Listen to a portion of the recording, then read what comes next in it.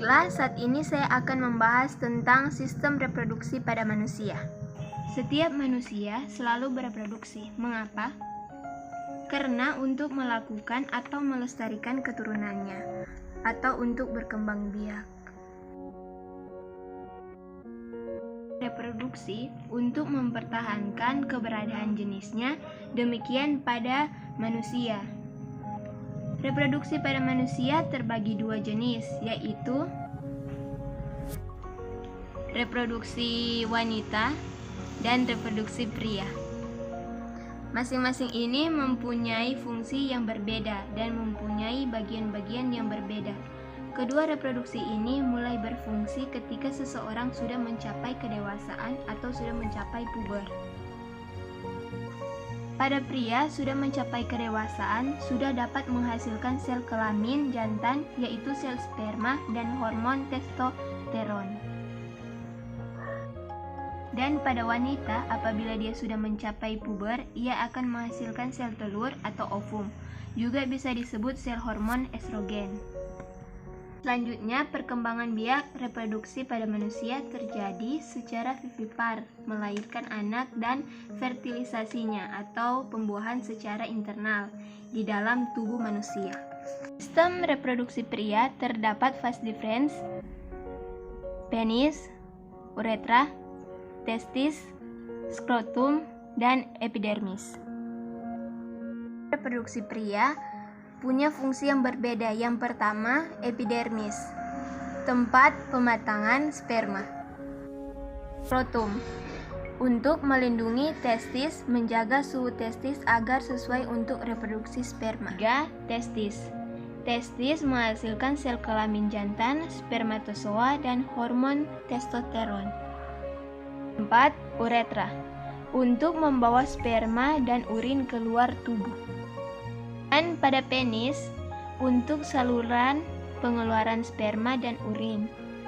Terakhir, vas deferens, tempat penyimpanan sperma sebelum dikeluarkan melalui penis.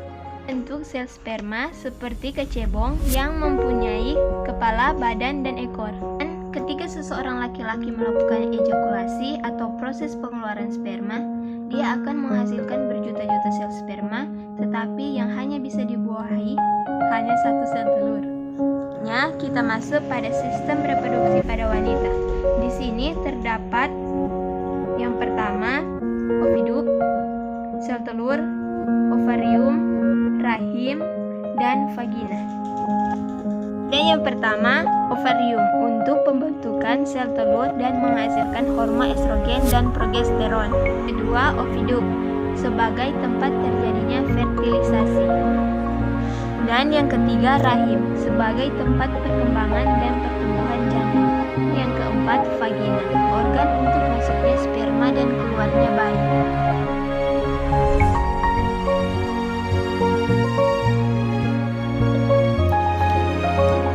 Saluran pencernaan terdiri atas mulut, kerongkongan, lambung, usus halus, usus besar, rektum, dan anus. Yang pertama yaitu ada mulut. Mulut adalah suatu rongga terbuka, tempat masuknya sejumlah makanan dan minuman. Bagian dalam mulut ini berlapiskan selamput lendir. Makanan yang masuk dalam mulut akan dipotong gigi sehingga menjadi bagian kecil sehingga mudah untuk dicerna. Kemudian akan dilanjutkan proses menelan secara sadar serta berlanjut secara otomatis. Yang kedua yaitu ada kerongkongan atau esophagus. Organ ini fungsinya menghubungkan mulut dan lambung.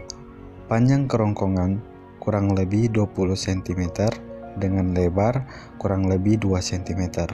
Kerongkongan bisa bergerak peristaltik, yakni melebar, menyempit, lalu bergelombang dan meremas supaya makanan mendorong ke lambung. Di kerongkongan ini, zat makanan tidak terjadi pencernaan. Yang ketiga yaitu ada lambung. Lambung berbentuk kantung yang ada dalam rongga perut bagian kiri. Bagian lambung dibagi menjadi 3, diantaranya kardiak, ialah bagian lambung pertama sebagai masuknya makanan dari esofagus. Fundus merupakan bagian lambung tengah sebagai penampung makanan dan proses pencernaan dengan kimiawi dibantu dengan enzim. Pylorus ialah bagian lambung terakhir sebagai jalan keluar makanan ke usus halus. Di dalam lambung mengalami pencernaan dengan kimiawi yang bersekresi berbentuk getah lembut. Sekresi getah berpacu dengan hormon gastrin. Getah tersebut tersusun atas HCl, ialah membunuh mikroorganisme serta mengaktifkan pepsinogen sehingga menjadi pepsin. Pepsin ialah merubah protein sehingga menjadi molekul lebih kecil atau pepton. Renin ialah merubah kasinogen dari susu menjadi kasein. Kemudian kasein digumbalkan in Ca2+. Lipase ialah merubah lemak jadi asam lemak serta gliserol. Musin ialah protein yang fungsinya melicinkan makanan. Sesudah makanan dicerna dalam lambung, lalu makanan dirubah menjadi bentuk bubur atau kim.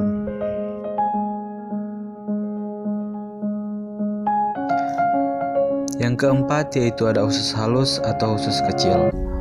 Usus halus ialah bagian saluran pencernaan yang ada di antara usus besar dengan lambung. Dinding usus sangat kaya pembuluh darah dengan mengangkut zat-zat yang telah diserap menuju hati lewat vena porta. Usus halus terdiri atas 3 bagian, yaitu duodenum, jejunum, dan ileum. Di duodenum akan bermuara pada kantung empedu dari hepar atau hati serta pankreas. Kemudian amilase atau amilopsin ialah memecah amilum jadi disakarida. Tripsinogen ialah pengaktifan enterokinase jadi tripsin yang fungsinya merubah protein jadi asam amino. Lipase ialah memecah emulsi lemak jadi lemak serta gliserol atau NaHCO3 ialah memberi suasana pH jadi basah. Di usus halus juga memproduksi enzim erepsinogen dan enterokinase. Hasil pencernaan berikutnya akan menuju usus penyerpa atau ileum. Dalam usus inilah melalui jonjon usus akan menyerap sari-sari makanan dan diedarkan menuju seluruh tubuh. Hasil pencernaan usus lemak tidak diangkut lewat pembuluh darah, namun lewat pembuluh getah bening. Yang kelima yaitu ada usus besar. Usus besar ialah kelanjutan usus halus yang mempunyai tambahan berbentuk umbai cacing. Usus halus terdiri atas 3 bagian, yakni ascending atau bagian naik, transverse atau mendatar, dan descending atau menurun. Di dalam usus besar tidak mengalami pencernaan. Seluruh sisa makanan dibusukkan menggunakan bantuan bakteri E. coli serta didapat vitamin K. Di dalam bagian usus besar ada rektum yang bermuara menuju anus guna membuang sisa makanan.